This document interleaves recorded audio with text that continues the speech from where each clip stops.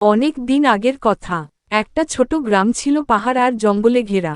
সেই গ্রামের নাম ছিল চন্দ্রপুর।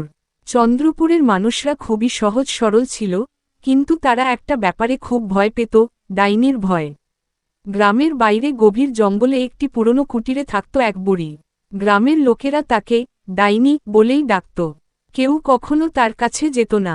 অনেকে বলতো, সে রাতের বেলা ঝাঁটা উড়ে চলে আর মন্ত্র পড়ে মানুষকে অসুস্থ করে ফেলে।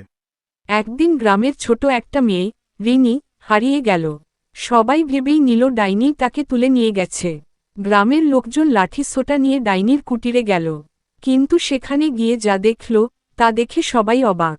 বুড়ি বসে ছিল ছোট্ট রিনিকে কোলে নিয়ে। সে বলল, রিনি জঙ্গলে পথ হারিয়ে ফেলেছিল। আমি তাকে পেয়ে আমার কাছে নিয়ে আসি, কারণ এই বনে অনেক ভয়ঙ্কর ভয়ঙ্কর প্রাণী আছে যা রিনিকে ক্ষতি করতে পারত। লোকেরা তখন বুঝতে পারল, তারা ভুল বুঝেছে। ডাইনি বলে যাকে ভেবেছিল, সে আসলে একা একটা বুড়ি, যে প্রকৃতির সঙ্গে বন্ধুত্ব করে থাকত। সেদিন থেকে কেউ আর তাকে ডাইনি বলেনি। সবাই তাকে বুড়ি দিদা বলে ডাকা শুরু করল।